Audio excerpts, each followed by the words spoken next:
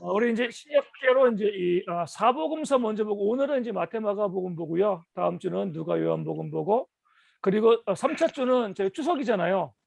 추석이기 때문에 주일날도 바쁘실 것 같아가지고 3차 주는 쉬고 그다음에 이제 아, 사도행전 토요일은 문제 없는데 뭐 코로나 때문에 어디든 안 가실 거지만 그래도 아무래도 이제 명절 땐 쉬어야죠. 그 마음이 좀 편안하시기 때문에 이번 주랑 다음 주 하고 그 다음 주엔 쉴 수 있도록 하겠습니다. 우리 네. 사복음서를 먼저 보게 되어지는데 우리 구약에서 신약으로 넘어오면서 우리 혜원이 잘 보고 있네요. 신약의 복음서를 기록하면서 복음서의 기록자들이 가장 중요하게 생각했던 주제 중에 하나는요. 구약과 신약의 연속성입니다. 왜냐하면은 그 당시에도 이 유대인들이 믿는 사람들 핍박한 이유가 뭐예요? 구약으로 충분한데 갑자기 예수는 어떤 사람이고 갑자기 나와가지고 왜 그를 믿어야지 구원받을 수 있다라고 이야기하냐? 뜬금없다는 거죠. 요즘도 마찬가지지만 이스라엘 사람들은요 구약은 믿지만 예수님 안 믿잖아요, 그렇죠? 구약과 신약이 단절되었다. 뭐 초대교회에서도 보면 이 구약은 필요 없다. 뭐 예수님 믿음으로 구원받으니까 신약만 필요해. 이렇게 말하는 사람도 있었거든요. 그런 측면에서 우리 초대교회의 또 사복음서 저자들이 가장 중요하게 생각했던 것 중에 하나가 예수님께서 구약에 예언된 메시아이다. 이 신약은 이 구약을 완성하는 책이지 전혀 동떨어진 이 다른 책이 아니다. 이 사실을 집중적으로 이야기합니다. 그렇지 않으면요 하나님의 창조라 하나님의 역사가 다 부정되어 있기 때문에 구약과 신약을 함께 연결하는데 많이 애를 쓴 거죠. 그래서 우리가 사복음서를 보면 저자가 마태마가 누가 요한이죠. 이 중에서 예수님의 직접적인 제자는 누구죠?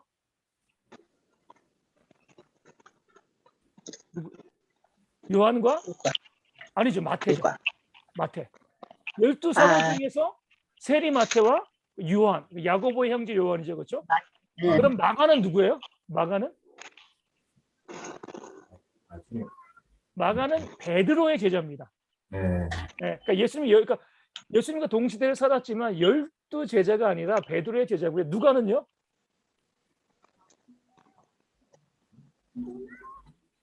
바울의 제자죠, 바울. 보면은 사복음서가 재밌어요.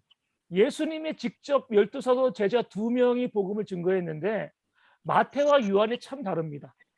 우리 마태, 마가, 누가는요 공관복음이라 그래요. 같은 관점인데 어떻게 보면 객관적이고 사실적으로 기록했습니다. 요한복음은요 우리 사복음서 중에서 가장 어려운 게 뭐예요? 요한복음이거든요. 왜냐하면 예수님의 말씀이 있으면서 참 철학적이고 어려운 것들이 많이 있습니다. 그러니까 요한복음은요 요한이 예수님 복음서를 기록할 때는요 상당히 개인적이고 주관적인 그런 내용들이 있어요. 반면에 마태는 같은 제자이면서도 객관적이죠. 그러니까 두 제자가 예수님을 볼 때 객관과 주관이 있고요. 그 다음에 뭐가 있어요? 예수님의 제자였던 베드로에게서 들은 마가가 기록한 거. 또 바울은 예수님의 12사도가 아니었거든요. 나중에 부름받은 거죠. 이방인의 사도로. 그런 바울로부터 들은 또 누가의 기록. 그렇기 때문에 이 다양한 기록을 통해서 예수님에 대해서 증거하고 또 하나님께서 예수님이 어떤 분인가 우리에게 알려준 것이 바로 이 사복음서가 되어집니다. 사복음서가 필요한 이유가 뭐죠? 왜 4개가 필요할까요? 그렇죠. 다양한 관점이죠. 어떻게 보면은 우리가 잘 알고 있는 것처럼 장님 코끼리 만지기랑 똑같습니다. 누군 코 만지고요. 누군 몸통 만지고 누군 귀 만지고 누군 다리 만지고 이것을 누군가 잘 조합하면은요 코끼리의 모양이 나오는 거잖아요. 우리도 보면은 우리 동혁 형제 있는데 수연제매가 생각하는 동혁 형제가 있고요. 혜원이가 생각하는 동혁 형제가 있고 또 동혁 형제 부모님이 생각하는 동혁 형제가 있고 장인 장모님이 생각하는 동혁 형제가 있습니다. 직장의 상사들 또 부하 직원들이 바라보는 동혁 형제가 있어요. 다 달라요. 한 사람인데도 그 바라보는 측면이 다른데 이것을 다 합치면은요 좀 더 온전하게 우리 차도혁 집사님을 아는 거죠. 아 그래 이런 사람이야. 우리 세상의 위인전도 그렇습니다. 한 사람의 위인을 이야기할 때 뭐 여러 관점으로 보잖아요. 가족이 보기도 하고 동료, 친구 또 어떤 경우는 수백 년 뒤에 사람이 그 인물을 평가하기도 합니다. 그럴 때 객관적으로 그 인물이 입차직으로 조명되는 것처럼 여러 명의 사도를 통하여서 예수님을 보여줌을 통해서 예수님에 대해서 물론 완전하진 않지만 좀 더 온전하게 바라볼 수 있게 하기 위해서 4개의 복음서, 적어도 4개 필요합니다. 더 많으면 좋아요. 너무 많으면 헷갈리니까 딱 4개의 복음서를 통하여서 예수님을 보여주는 거죠. 우리 이제 계략적으로 마태복음은요, 누가 읽으라고 쓴 복음서일까요? 마태복음은 유대인들. 유대인이죠. 유대인이기 때문에 예수님을 누구로 소개해요? 마태복음의 관점에서 예수님은 왕입니다, 왕. 유대인에게는요, 다윗의 자손. 그렇죠. 예. 이게 정말 중요한 정체성이거든요. 그렇기 때문에 마태복음 뭐로 시작해요? 아브라함과 다윗의 우선 예수 그리스도의 세계라. 아브라함 믿음의 조상, 그러니까 히브리 민족의 기원이죠. 그런데 다윗은 가장 영광스러운 왕이잖아요. 그 적통을 예수님께서 잇고 계신다. 그러니까 이제 마태는 유대인들에게 복음을 증거하면서 예수님께서 왕으로 이 땅 가운데 오시다. 마가는 누가 읽으라고 성경을 기록한 거죠? 마가는 로마인들에게 이 복음을 썼으면서 마가복음에서 예수님을 소개하는 것은 종이에요, 종. 유대인은 왕이고 로마에서는 종. 왜 종인가는 우리 마가복음 하면서 알려드리겠습니다. 그 다음에 이 누가복음은요, 예수님을 헬라인들에게 이렇게 소개하고 있습니다. 헬라인들에게 소개하면서 예수님을 인자, 사람의 아들이다. 누가복음을 나중에 보게 되어지면 예수님께서 우리 소외받은 자, 약한 자들에게 어떻게 역사하셨는가를 집중적으로 다루고 있는 것이 바로 누가복음이죠. 요한복음은요, 모든 사람에게 복음이 쓴 그런 복음서인데 예수님이 하나님의 아들이시다. 신적인 권능을 가진 구원자이시다. 이 사실을 집중적으로 요한복음은 보여주고 있습니다. 그래서 우리가 책에도 나온 것처럼 우리 에스겔과 우리 요한계시록에 보면은요, 하나님의 보좌 앞에 있는 4생물이 나옵니다. 이 4생물을 사복음서와 함께 연결시키는 사람들이 있어요. 4생물 중에 하나가 뭐예요? 사자죠. 그럼 사자는 뭐죠? 마태복음 왕이니까. 사자는 밀림의 왕이니까. 또 한 동물은요, 소예요, 소. 소는 어떤 복음이에요? 마가복음, 종이니까. 그리고 이 생물의 얼굴은요, 사람입니다. 누가복음, 인자로 설명하니까. 마지막으로 한 생물의 얼굴은 독수리예요. 이거는 요한복음이죠. 하나님의 아들, 권능, 전능자로 예수님을 소개하는 것이기 때문에 어떻게 보면 약간 좀 그렇게 해서 사복음서를 기록해 주셨다라고 보긴 좀 약간 개연성이 떨어지지만, 그러니까 사복음서의 특징에 맞게 보좌의 4생물이 있는 것도 맞습니다. 그래서 우리가 그렇게 이렇게 보는 관점도 있다라고 보시면 좋고요. 중요한 것은요, 우리 문학 양식이죠. 복음서는요, 역사서인가요, 아닌가요? 아닌 것 같아요. 어떤 측면에서 역사가 담겨져 있거든요, 그렇죠? 역사의 내용도 진실되게 담겨져 있습니다. 그럼에도 불구하고 우리가 역사서이지만 역사서가 아니게 보는 것은요, 순서대로 기록하지 않았기 때문에 그래요. 많은 사람들이 복음서를 비판하는 거, 복음서를 역사서로 봅니다. 그러니까 어떤 데는 사건이요, 서로 뒤집박돼 있거든요. 복음서별로 달라요. 그러면은 이 기록 자체가 틀린 게 아니냐. 근데 이 복음서를 우리가 볼 때 우리 설교로 봐야 됩니다. 저도 설교할 때요, 사건을 이제 과거로 갔다 현재로 갔다 미래로 갔다 왔다 갔다 하거든요. 그러니까 주제에 맞춰가지고 배치하는 거죠. 또 어떤 사건에 대해서 자세히 설명하기도 하고 아주 간략하게 설명하기도 하고, 그러니까 다른 사건을 이야기하는 것 같아요. 근데 설교하기 때문에, 설교로 보기 때문에 이런 것들이 모순이 되어지지 않고 자연스럽게 조화되어질 수가 있는 겁니다. 그래서 우리 복음서를 볼 때 설교 형식이다. 그러니까 역사를 담고 있는 설교 형식이다. 이렇게 보시면 좋습니다. 우리가 이제 일반적인 상식으로 우리가 복음서를 볼 때 제일 중요한 것은 예수님의 탄생이죠. 그러니까 탄생으로 뭐가 나네요? BC와 AD. BC는 뭐죠? Before Christ. 예수님 이전. 그럼 A는 분명 애프터가 돼야 되는데 근데 또 이게 웃긴 게 AD는 뭐예요? 라틴어죠, 그렇죠? BC는 영어고 AD는 라틴어예요. AD는 아노 도미니예요. 아노는 우리가 애니얼 그러잖아요. 해마다, 한 해. 도미니는 도미니온, 지배자, 주인, 이런 의미를 가지고 있습니다. 그러니까 주님의 해죠. 주님의 해를 AD라고 보고 그리고 BC는 예수님 오시기 이전. 그런 면에서 보면 예수님은요. 예수님이 태어난 그 해가 AD 1년이어야죠. 그렇죠? 그렇게 계산을 하고 AD를 쓴 겁니다. 근데 문제는 옛날 사람들이 계산한 거기 때문에 계산이 틀렸어요. AD 1년 예수님 태어난 해를 AD 1년으로 삼고서 역사를 시작을 했는데 나중에 다시 한번 역산하다 보니까 AD 1년에 예수님이 태어나신 것이 아니라 BC 3년, 아니 5, 6년 이렇게 그러니까 계산을 잘못해가지고 이런 것이지 뭐 AD 1년에 예수님이 태어나지 않았다고 해서 문제가 발생하는 것은 아니죠. 그것을 나눈 것은 사람들이기 때문에 그렇습니다. 그래서 예수님께서 이 땅 가운데 정확하게 30세에 사역했다고 성경에 나와 있지는 않습니다. 30 즈음에 이렇게 나와요. 어떤 이제 이 말씀 보면은 예수님에 의해서 네가 50도 안 되었는데 이렇게 말하는 경우들도 있거든요. 그런 경우를 보면은 어떤 사람은 그래서 예수님이 한 50쯤에 사역하신 것이 아닌가. 근데 50도 안 됐다는 것은요. 우리 혜원이도 마찬가지죠. 그렇죠? 뭐 3살짜리도 10살짜리도 20살짜리도 40살짜리도 50이 안 된 거예요. 그렇죠? 성경이 말씀한 대로 30쯤에 요즘 같은 경우 우리 나이를 잘 따지지만 예수님 당시에 자기 나이가 몇 살인지 모르는 사람들도 많아요. 예수님께서 30살쯤에 사역하셨다. 이제 우리가 성경에 이렇게 나와 있기 때문에 우리 해석을 하는데 그리고 몇 살까지 사역하신 거죠? 3년 반. 3년 반이죠. 어떻게 할 수 있어요? 성경에서 30즈음에 사역을 시작하셨다는 부분은 나오지만 33세에 십자가에 달려 죽으셨다 이 말씀은 안 나오거든요. 어떻게 3년 반 동안 사역하였다 이것을 알 수 있죠?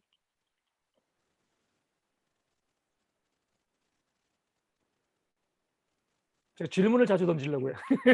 어떻게 할 수 있을까요? 기록되었나요? 네? 기록되었나요? 기록되어 있지 않아요. 33세라고. 왕의 시대. 그것도 없어요. 예수님 태어날 때 뭐 이 가이사라고 호적가 이건 있었지만 몇 세 때면 왕의 연대 그런 것도 없습니다. 알 수 있는 것은요. 어떤 거예요, 수연자매? 어떤 거요? 사건의 배경 같은 걸로. 어떤 사건이 있을까요? 특정한 사건. 왕이 죽었다거나. 그런 건 아니에요. 왕이 예. 그 왕이 집권했던 그 왕의 이름으로 해서. 그것도 아니에요. 아니에요? 예. 왕이 즉위 연도나 아니면은 그런 게 안 나왔거든요. 즉위년도 나오면 좋은데 그게 안 나왔어요. 우리 학계처럼 뭐 몇 년, 몇 월 이렇게 나오면 좋은데 그게 성경에 우리 복음서에 없잖아요. 그렇죠? 요한복음이 힌트입니다. 예수님께서 이 땅 가운데 사역을 시작하시고 난 다음에 6월절이 3번 나와요. 6월절은 1년에 한 번이잖아요. 그렇죠? 네, 3번 지켰다는 거예요. 3번. 그럼 결국은 마지막 6월절 전에 십자가에 달리셨잖아요. 그래서 요한복음의 기록을 토대로 3년간 사역하셨다. 물론 이제 만약에 요한이요 예수님이 6월절을 2-3번 더 지켰는데 빼먹었다라고 하면은요 5, 6년 사역이 됩니다. 그렇죠? 근데 이제 요한이 이 6월절을 다 기록했다라고 보면 3번의 6월절이 있었기 때문에 3년간 사역하셨다.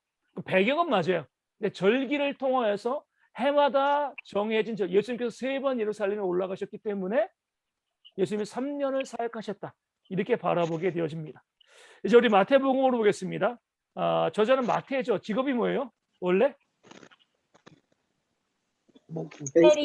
세리죠. 돈 좋아하는 사람. 그렇기 때문에 세리이기 때문에 어때요? 상당히 부자였습니다. 그래서 이 마태를 예수님께서 제자로 삼으시고 난 다음에 세리가 뭐하죠? 그 세리들과 많은 사람을 불러놓고 잔치를 벌여요. 그렇죠? 그러니까 돈이 많으니까 잔치한 거죠. 돈 없으면 누가 잔치하겠습니까? 제가 이제 오늘 이제 재밌는 거 봤는데 우리 제주도 있잖아요. 제주도에서는 보통 결혼을 3일 한대요. 혹시 아셨나요? 옛날에 시골에서도 그렇게 했어요. 시골에서는. 5일 결혼, 7일 결혼, 3일 결혼 이렇게 기본 3일이래요. 아, 그래가지고 이틀째 되는 날은요 동네 잔치를 먼저 한대요. 그리고 마지막 날은 예식장 가가지고 잔치하고. 또 더 재밌는 건 뭐냐면은 이 제주도의 결혼은요 이게 그 뭘까요? 이 축의금을 받는 사람들이 이 접수대가 없대요. 직접 신랑 신부 부모들에게 준대요. 아, 그렇기 때문에 신랑 알고 있으면 신랑, 신부 알고 있으면 신부, 신랑 부모 알고 있으면 신랑 떨어지고 부모 떨어지고. 그래가지고 따로. 축의금이 엄청나게 나간다는 거죠. 또 이제 그것 때문에 제주도에서는 잔치할 때 돼지를 얼마나 많이 잡느냐에 따라 가지고 그 집이 부자인가 아닌가 이걸 이제 나누는. 야, 아직도 그런 경우들이 많대요. 쭉 보게 되어지면 이 돈이 있어야지 잔치하는 거거든요. 마태도 돈이 있기 때문에 예수님의 제자가 되어지자마자 큰 잔치를 벌여서 많은 사람들을 초청한 거죠. 그리고 난 후에 기록 시기는 우리 AD 70년에 예루살렘이 로마 장군 티투스 디도에 의해서 멸망당하는데 그 사건이 기록되어 있지 않은 것을 보니까 뭐예요? 70년 이전일 거고 대부분 50년대 AD 53년에서 한 56년 정도에 기록되었을 것이다. 이렇게 보게 되어집니다. 기록 이유가 중요한 건데 왜 복음서를 기록하게 되었을까? 그러니까 첫 번째 이유는요. 기록으로 남기기 위해서 기록했습니다. AD 한 50년쯤 되잖아요. 우리가 이제 예수님의 제자들의 나이를 좀 봐야 돼요. 예수님이 한 30즈음에 사역을 시작하시고요. 우리 이제 마태도 뭐 요한도 야고보도 베드로도 안드레도 제자들 부르셨는데 예수님의 제자들의 나이가 얼마쯤 됐을까요? 좀 더 예수님보다는 많았을 것 같아요. 많지 않았습니다. 조금 적었어요. 많이 않아요? 네. 예수님보다 한두 살, 세네 살 좀 적었어요. 아, 그렇게 보면은 이제 정말 바리새인들이 예수님을 미워한 이유를 알게 됩니다. 새파랗게 젊은 애들이 모여가지고 뭐 하늘나라 복음이 이러니 저러니 막 이렇게 하니까 얼마나 가짜나 보였겠어요. 나이 많고 경륜과 지긋한 그런 바리새인들이 봤을 때는 마치 요즘 뭐가 같냐면은 동네 중고등학생 애들이 몰려다니는 거랑 비슷한 거거든요. 보기만 해도 기가 막힌 거죠. 근데 그 젊은 애들이 이제 이 사역을 하다가 예수님이 AD 30년에 돌아가시고 난 다음에 AD 한 50년 넘으면 제자들의 나이도 한 50세쯤 된 거죠. 그렇죠? 그러면은요, 예전에도 우리 환갑잔치 크게 했잖아요. 지금부터 2000년 전이니까 유대인들도요. 60 넘게 사는 거 힘듭니다. 평균 수명이 되게 짧았으니까요. 그 전에 예수님이 돌아가시고 난 다음에는 부활하시고 승천하시고 난 다음에는 12사도들이 곳곳에 가서 주의 복음을 증거하고 또 예수님의 생애도 이야기해주고 다 이야기해줬는데 이제 50 넘으니까 무슨 생각이 들어요? 이제 우리도 죽을 건데 뭐 순교를 하거나 아니면 늙어 죽거나 그러니까 죽음이 가까이 다가옴을 느끼는 거죠. 우리가 죽고 나면 이 복음을 예수님에 관한 것을 어떻게 증거할 거냐. 우리 머릿속으로는 알고 있으니까. 이것을 기록으로 남겨서 많은 사람들이 이 이단에 빠지지 않고 헛된 것에 빠지지 아니하고 오직 예수님을 바라볼 수 있게 하자. 그런 의미에서 이 복음서를 기록하게 되었습니다. 우리 구약도 보면은요. 모세 시대에 이르러서 비로소 기록했잖아요. 창세기 그 오랜 역사 다 빼먹고. 왜냐면 모세 이후에는 기록해야 되거든요. 뭐 율법이라든가 제사법 이런 것들을 기록하지 않으면은요. 자꾸 왜곡됩니다. 그렇기 때문에 모세 시대에 모세오경을 기록하고 그 이후에는요. 말씀을 기록한 것처럼 복음서도 AD 50년 이후에 기록되어진 이유는요. 왜곡을 방지하기 위해서 정확한 복음을 사람들에게 증거하기 위해서 기록으로 남기기 위해서 이 복음서가 기록되었습니다. 두 번째로 복음서를 기록한 이유, 마태복음을 기록한 이유는요. 신앙의 열정을 한번 고취시키기 위함입니다. 우리 쭉 보면 모든 패턴이 똑같아요. 처음에 교회 나오고 예수님 믿으면 신앙이 확 불타오릅니다. 한 5년, 10년쯤 되어지면은요. 그냥 이제 잔잔해지죠. 그냥 뜨거운 열정보다는 그냥 우리 동혁 형제랑 우리 수연제면은 아직까지 뜨겁게 사랑할지 모르겠지만 우리 나머지 분들은 의리로 살잖아요. 그렇죠? 의리로. 뭐 뜨거운 열정은 없어요. 하지만 잔잔하게 우리가 이제 살아가는 거잖아요. 그렇죠? 근데 마찬가지로 교회 신앙생활도 처음에는 막 뜨겁고 우리 초대교회는 막 성령의 역사도 있고요. 그리고 기적도 일어나고 막 그랬는데 이게 계속 간 게 아니거든요. 처음에 복음을 위해서 그런 기적과 역사가 있다가 나중에 5년, 10년 지나가면서 그런 거 없어요. 모여서 예배하고 말씀 듣고 오늘 우리가 예배하는 똑같은 모습이 되어집니다. 그러니까 자꾸 어떻게 신앙이 밋밋해지는 거예요. 그럴 때 그래 우리 신앙을 다시 한번 열정을 회복하자. 그런 의도를 가지고서 마태복음을 기록했습니다. 그래서 여기서 중요한 우리 팁이 있어요. 우리의 신앙이 좀 정체되었을 때, 신앙의 활력이 없을 때 복음서를 봐야 한다는 거예요. 그러니까 다른 거 보는 것이 아니라 예수님의 말씀을 직접 보고요. 예수님의 생애를 보면 신앙이 회복되어집니다. 많은 교회에서 우리 신앙이 떨어질 때 뭐 각종 프로그램을 가지고 뭐 신앙을 회복하려고 애쓰는데 그럴 필요 없어요. 이 복음서 기록 목적처럼 예수님에 대한 복음서의 말씀을 다시 한번 듣고 그 말씀을 배우고 그 말씀을 접하게 되어지면은요 신앙의 열정들이 회복되어집니다. 그런 의미에서 이제 복음서를 기록했고요. 제일 중요한 이유 중에 하나는 세 번째로 보면 마태복음을 기록한 이유가 구약과 율법에 익숙한 유대인 그리스도인들에게 예수님께서 약속된 메시아이다. 이 사실을 알려주기 위함이죠. 그러니까 구약과 신약을 자꾸 분리하고요. 유대인들이 신약은 너희가 예수님이 누구냐? 우리에게 전혀 상관없는 인물이다. 이렇게 이야기할 때 예수님께서는 구약에서 미리 예언하고 약속하신 메시아이다. 그렇기 때문에 우리 마태복음에는요. 어떤 특징이 있냐면요. 구약에 있는 성경을 상당히 많이 인용합니다. 예수님의 태어나심도 그러고요. 자라심도 그러고 사역하실 때 마태복음 읽어보시면 구약의 말씀을 가져오고 또 가져오고 또 가져와요. 그것을 통해서 예수님께서 구약과 상관이 없는 인물이 아니라 하나님이 예비하신 그런 주의 백성이다. 이 사실을 알려주는 것. 이것이 바로 우리 신약과 구약, 마태복음을 기록한 그런 이제 중요한 이유와 목적이 되어집니다. 그래서 우리가 예수님께서 율법에 대해서도 뭐라고 말씀하신 거예요? 나는 율법을 폐하러 온 것이 아니라 완성하러 왔다. 그렇죠? 유대인들의 입장에서는 복음이 들어오면 율법이 부정되는 게 너무 싫은 거예요.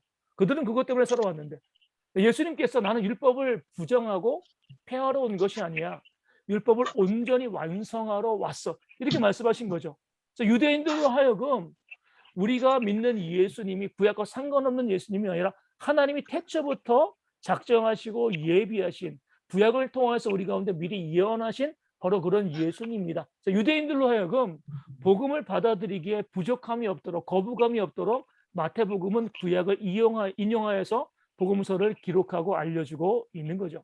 이 마태복음의 주제가 한 5가지 있는데 첫 번째는요. 좀 전에 말씀드린 것처럼 구약에 예언된 메시아로서의 예수님을 알려주는 것이 가장 중요하고 두 번째로는 새로운 율법이죠. 새로운 율법. 구약의 율법들이 어떻게 해석되어지는 것이 맞는가? 이걸 어디에서 보여줘요? 산상수훈에서. 그렇죠. 우리 살인하지 말라, 간음하지 말라, 원수를 사랑하라. 그러니까 구약의 율법에 나와 있는 것이 정말 예수님께서 바르게 개혁적으로 성경적으로 해석하신 것이 바로 산상수훈이고 마태복음이 됩니다. 유대인들에게 율법은 이렇게 해석하는 거야. 너희가 그동안 율법을 잘못 해석하고 있다. 그러니까 새로운 율법 해석에 대한 가장 정확한 방법을 예수님께서 알려주신 것이 바로 마태복음이 되어집니다. 세 번째로 마태복음의 주제는요. 하늘나라예요. 하늘나라.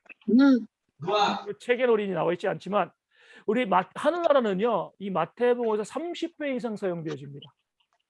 천국이죠. 그렇죠? 하늘나라. 하나님 나라가 아니라 하늘나라예요. 그렇죠? 이 하늘나라가 새하늘과 새 땅으로 이 땅 가운데 나중에 임할 건데 마태복음의 중요한 관점이 이거죠. 하늘나라는 하나님의 통치가 있는 나라고 이 땅에서도 뭐예요? 하늘나라가 임한다는 거예요. 최후에 하나님의 나라가 임하겠지만 이 땅에서도 하나님의 통치가 있다. 그래서 산상수훈의 말씀을 준 거죠. 그렇죠? 너희는 세상의 소금과 빛이다. 이 땅 가운데서 너희가 하늘나라 백성으로서 바르게 살아라. 하나님의 통치를 받는 자로서 정직하고 공의롭게 이 세상을 살아가라. 이것을 알려주는 것이 바로 마태복음의 주제가 되어집니다. 네 번째로 마태복음의 중요한 주제는요. 교회예요. 교회. 그래서 우리 마태복음에는요. 교회의 기초가 나오죠. 기초가 뭐예요? 마태복음에 나오는 교회의 기초? 마태복음 16장에 나옵니다. 내가 이 반석 위에 내 교회를 세우리니. 그렇죠? 반석은 베드로. 페트라죠. 그렇죠? 베드로, 또 피터. 그래서 이제 카톨릭에서는 그 말씀에 의지하여서 베드로 위에 교회가 세워졌다고 생각해요. 베드로가 일대 교황이 되어지는 거죠. 근데 우리가 알고 있는 것처럼 베드로 위에 세워진 것이 아니에요. 믿음의 고백, 믿음 위에 교회가 세워진 겁니다. 그래서 교회의 기초는 믿음이죠. 믿음으로 교회가 시작됩니다. 그럼 교회의 운영 원리는 뭐예요? 사랑이죠, 사랑. 원수를 사랑하라. 내 이웃을 내 몸과 같이 사랑하라. 하나님을 사랑하라. 그러니까 교회는 믿음 위에 세워지고요. 사랑으로 운영되어집니다. 그거 다 하고 당 먹으면 그리고 바로. 교회의 미래는 뭐예요? 마태복음 28장에 땅 끝까지 이르러 내 증인이 되리라. 교회의 미래는요, 주의 복음을 많은 사람들에게 증거하는 그 사역과 하나님 나라에 대한 소망이 되어집니다.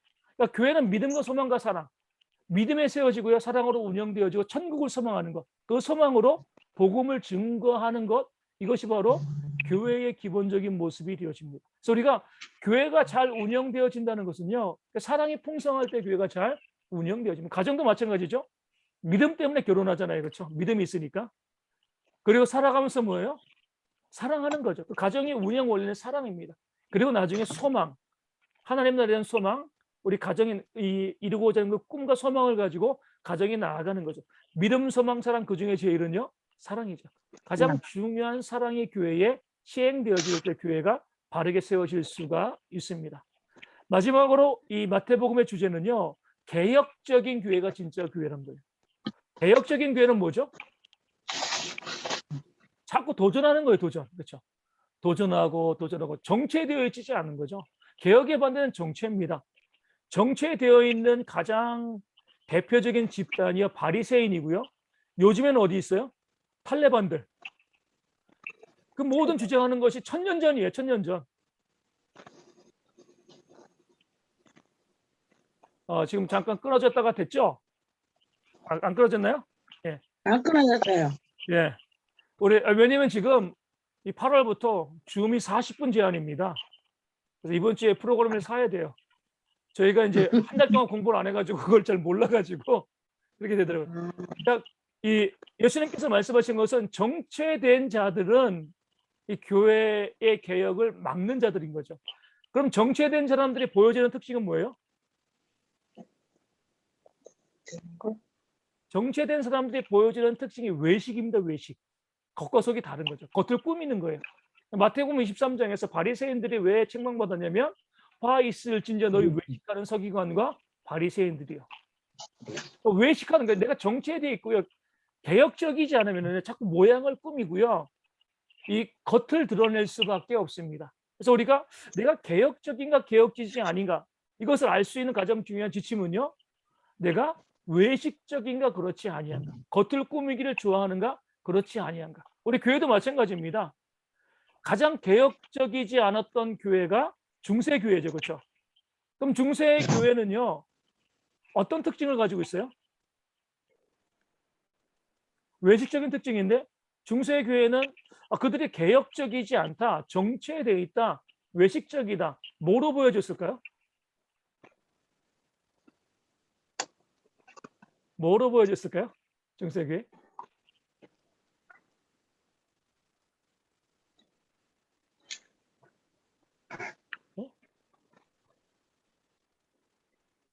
우리 율법님 마이크를 켜주시고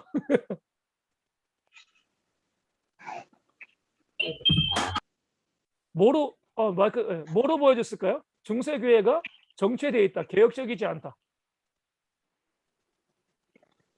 율법만 따르는. 율법 아니에요.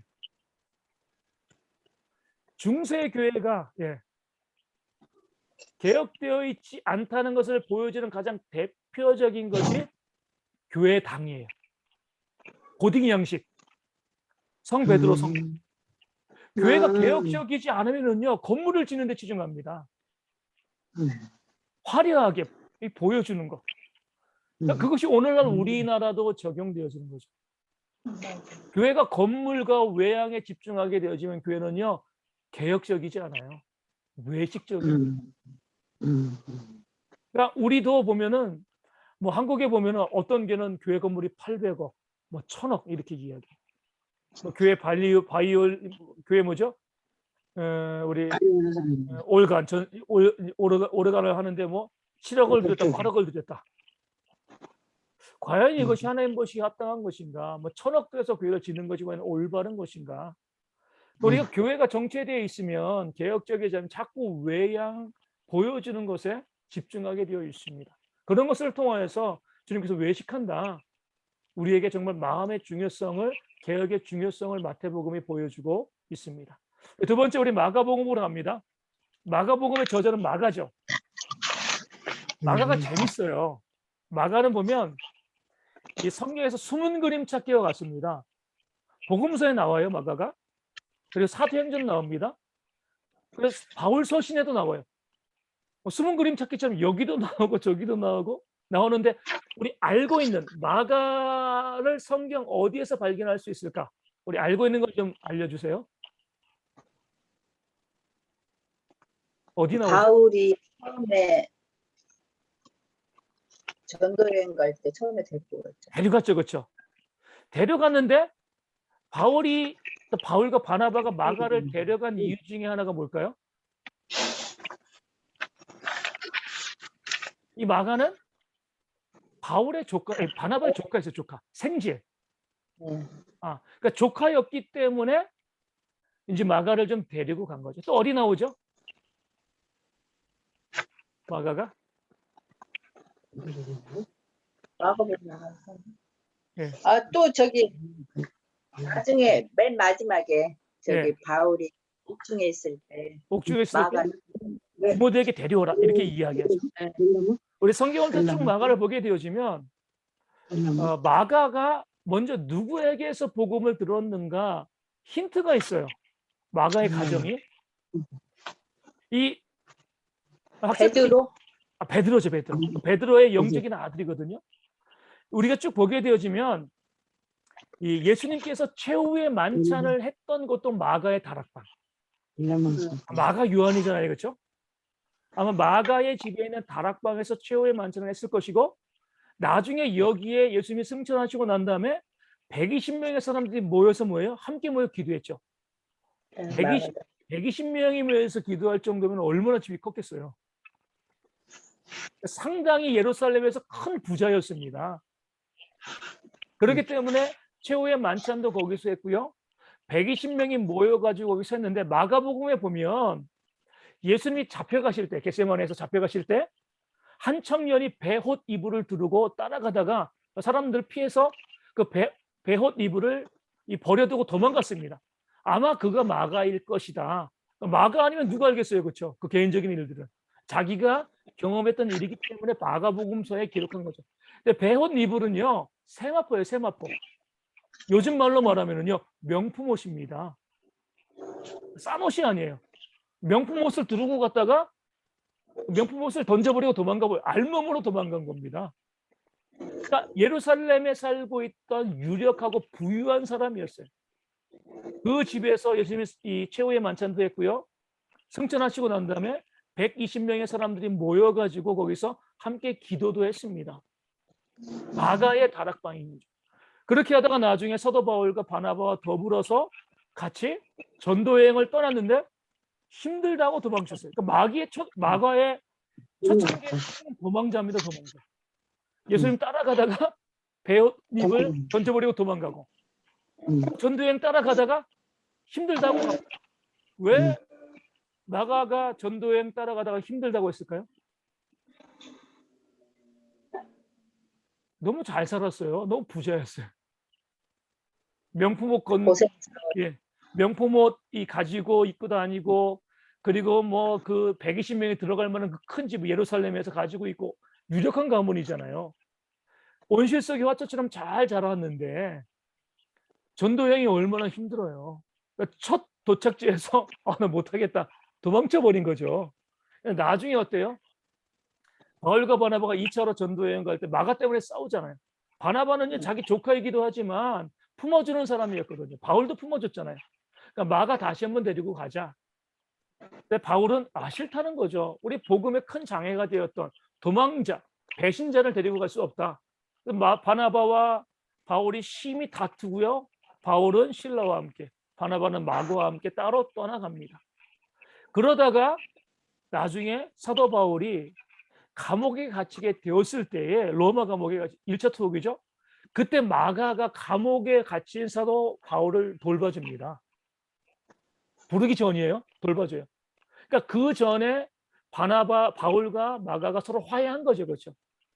그래서 감옥에 갇혀 있는 이 바울을 돌봐주다가 바울이 이제 감옥에서 나오고 난 다음에 그쯤에 베드로가 다시 로마로 와요. 로마 교회를 섬길 때 마가는 남아 있으면서 베드로의 영적인 아들이었기 때문에 도와서 함께 로마 교회를 섬깁니다. 베드로가 순교한 거죠. 베드로가 순교했을 때 마가도 아마 로마를 떠났을 것이라고 생각하고요. 다음에 사도 바울이 2차로 투옥합니다. 로마에. 그때 디모데에게 마가를 데리고 오라 이렇게 이야기하는 거예요. 그러니까 성경에 보면은요, 복음서부터 해가지고 사도 바울의 서신까지 곳곳에 마가의 흔적이 있습니다. 이 마가라는 인물이 되어지는 거죠. 그래서 우리가 이 마가의 인물을 통해서 보게 되어지면 이 마가복음의 기록 이유를 우리가 알게 되어집니다. 마가복음은요, 로마에 있는 그리스도인들에게 기록했잖아요. 네로 황제와 아주 이 연관이 깊습니다. 네로가 로마의 황제가 되었을 때에 처음에는요, 아주 지혜롭게 로마를 잘 다스렸습니다. 우린 폭군으로만 알고 있는데 처음은 안 그랬어요. 지혜로운 이제 황제였습니다. 나중에 점점 이제 교만해지는 거죠. 네로의 꿈이 뭐냐면 이 왕궁을 다시 짓는 겁니다. 다시 짓는 건데 왕궁을 짓고 싶은 자리에 이미 다른 건물이 있는 거예요. 그때 갑자기 뭐가 일어나요? 로마의 대화재가 일어나죠. 14구역 중에서 10구역이 다 불타버린 거예요. 로마 사람들이 네로를 의심해요. 왜냐면은 처음에 불이 나는 것이 네로가 궁궐을 짓고 싶은 지역이었거든요. 거기부터 불이 시작된 거니까 이거 네로가 일부러 불을 냈다. 그러니까 많은 사람들 그렇게 생각을 합니다.